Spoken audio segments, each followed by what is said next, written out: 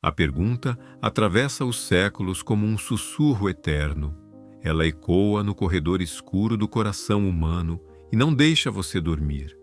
É uma dúvida que não surge apenas da sua mente, mas do seu espírito inquieto, aquele que percebe que há algo além da matéria, além do que os seus olhos podem ver. Você olha para o céu, você olha para o espelho, e a pergunta explode: quem é ele? De onde ele veio? A humanidade, na sua arrogância limitada, tenta colocar Deus no banco dos réus. Queremos entender a vida, o cosmos, o propósito, e inevitavelmente nos deparamos com a necessidade de um Criador. Mas o mistério começa exatamente aí. Se tudo tem uma origem, Deus veio de algum lugar. Pare agora de tentar encaixar o oceano dentro do seu copo d'água, antes do universo, antes de a luz ser separada das trevas, antes que o tempo desse o seu primeiro passo arrastado. Já havia uma presença. Essa presença não ocupava espaço, pois o espaço ainda não existia.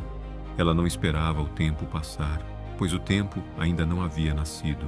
Não era uma energia impessoal, não era uma força do destino. Era consciência viva, perfeita, eterna, absoluta. Não havia som, nem matéria, nem movimento, mas havia Deus, plenamente existente, plenamente suficiente. Entenda isso, ou você nunca entenderá nada sobre a sua própria vida. Deus não tem origem. Ele não foi formado, ele não foi forjado, ele não foi idealizado por uma mente superior. Ele simplesmente é. Essa é a barreira que a sua lógica não consegue ultrapassar. Você vive num mundo onde tudo é consequência. O fogo depende do oxigênio, a água nasce da montanha, a vida vem do ventre. Tudo o que você toca é sustentado por alguma base. Mas Deus não depende de nada, ele não precisa de combustível, ele não precisa de fonte. Ele é a própria fonte. Deus vem de lugar nenhum, porque ele é o próprio lugar onde tudo começa. A ciência tenta explicar o mecanismo.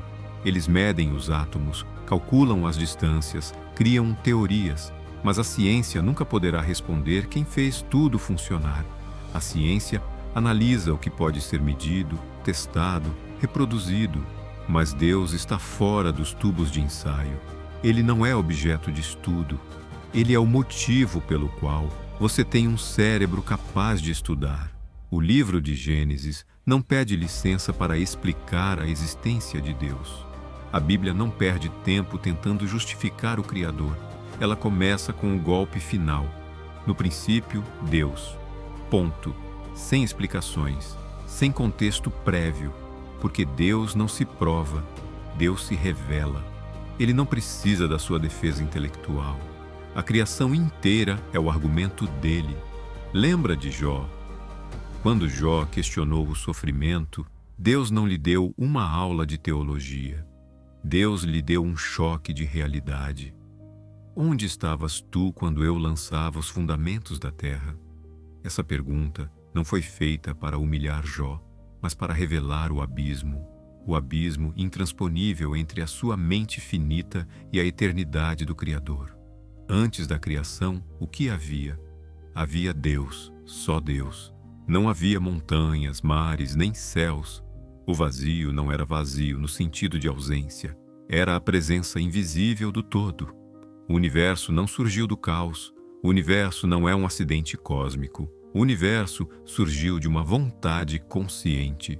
O que para nós seria o nada, para Deus era tudo o que ele precisava para manifestar a sua glória.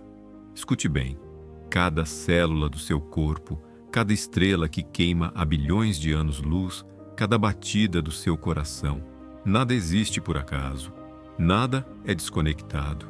Deus é o ponto de partida de toda a existência.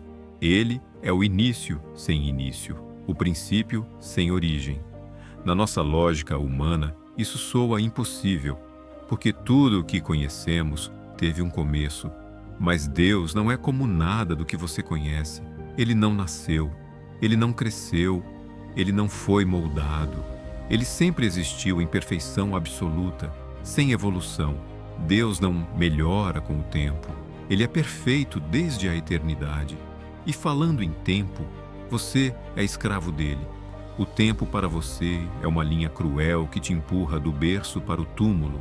O tempo te envelhece, o tempo te mata. Mas Deus não vive no tempo, o tempo vive nele. Ele é o autor do relógio. Ele define as estações. O que para você é passado, para ele é agora. O que para você é um futuro incerto e assustador, para ele já está diante dos seus olhos. Deus não prevê o futuro como um vidente. Ele declara o fim desde o princípio. Ele não é surpreendido pelo amanhã. Ele já caminhou onde os seus pés ainda não pisaram. Enquanto caminhamos do ontem para o amanhã, Deus permanece no sempre. Foi exatamente por isso que quando Moisés perguntou o seu nome na sarça ardente, a resposta foi definitiva. Não foi um nome comum, foi uma sentença ontológica. Eu sou o que sou. Sinta o peso dessa frase. Eu sou. Isso é uma declaração de presença contínua, de autonomia total. Deus não é uma possibilidade, Deus não é uma ideia. Ele é por ser. Ele não depende. Aqui está a diferença brutal entre você e ele. Você é contingente. Ele é necessário. Toda criatura existe porque foi criada. O Criador existe porque ele é. Tudo o mais pode deixar de existir. O sol pode apagar, a terra pode sumir, mas Deus jamais deixará de ser. Isaías registrou: Eu sou o primeiro e eu sou o último, e fora de mim não há Deus. Não é metáfora, é definição. Não há outro antes, não haverá outro depois. Isso nos leva a um lugar de reverência aterrorizante. Se tudo o que existe fica de pé por causa dele, então tudo o que você tem, tudo o que você é, está debaixo da autoridade suprema dele. Deus é pleno, não lhe falta nada. Ele não criou você porque estava sozinho. Ele não criou o universo porque precisava de companhia. Ele é completo em glória, perfeito em si mesmo, pleno em majestade. Sua existência não é uma reação. É a causa de todas as reações. Ele não disputa poder. Ele não negocia a autoridade. Ele reina porque é o Rei eterno. Conhecer esse Deus não é uma experiência emocional barata. É uma transformação de entendimento. É perceber que nada, absolutamente nada, é autônomo. As estrelas brilham porque ele ordenou. Os oceanos param na areia porque ele estabeleceu o limite. E você respira agora, somente porque ele soprou vida e decidiu mantê-la. Mas a história não para na transcendência intocável. O mistério fica ainda mais profundo. A criação não começou com matéria bruta, começou com uma voz.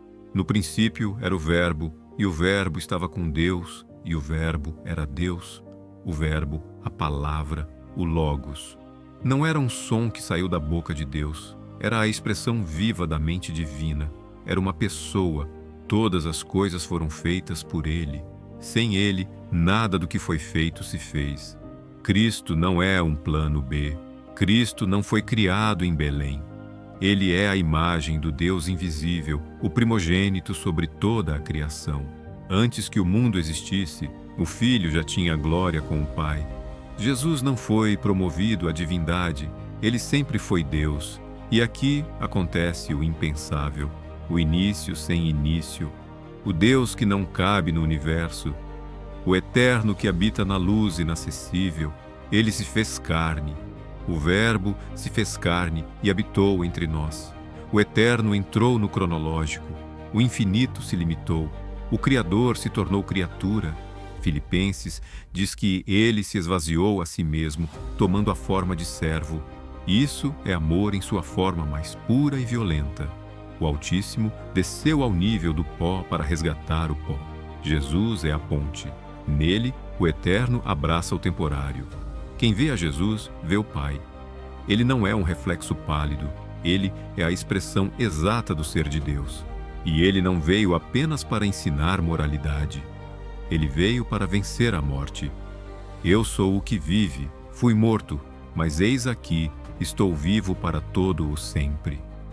O Deus que criou o tempo, entrou no tempo, foi morto pelo homem e venceu a morte para salvar o homem. Isso muda tudo. Isso significa que a eternidade não é um conceito filosófico distante. É uma realidade que bate na sua porta hoje. Deuteronômio diz: o Deus eterno é a tua habitação e por baixo estão os braços eternos. Quando tudo muda na sua vida, quando o emprego acaba, quando a saúde falha, quando as pessoas partem, Ele permanece, Ele não muda. Eu, o Senhor, não mudo. Você está correndo atrás do vento, você está tentando construir sentido longe da fonte. Salmos 127 avisa: se o Senhor não edificar a casa, em vão trabalham os que a edificam. A sua alma sabe disso. Existe um buraco no seu peito que dinheiro não preenche, que sucesso não preenche. Eclesiastes diz que Deus pôs a eternidade no coração do homem. Você tem sede do eterno e você tenta matar essa sede com água suja de poços temporários. Mas a alma humana só encontra descanso quando retorna para Ele. A minha alma espera somente em Deus. Fora dele, tudo é ruído. Nele, tudo faz sentido. Você não é o autor da sua história. Você é a página onde Ele escreve a glória dele.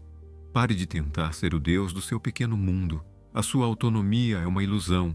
A sua dependência é a única realidade. Ele é o Alfa e o Ômega, o princípio e o fim. Tudo vem dele, tudo é sustentado por ele, tudo volta para ele. Romanos 11:36. Não é poesia, é a lei da física espiritual, porque dele e por ele e para ele são todas as coisas. Então, quem é você diante do grande Eu Sou? Você é aquele que foi amado antes da fundação do mundo. Você é aquele por quem o Eterno sangrou. Não desperdice sua vida no raso. Mergulhe naquilo que é real. O universo pode estremecer, o tempo pode passar, a história pode se apagar, mas ele permanecerá intocado, imutável, eterno. E quem está nele permanece para sempre.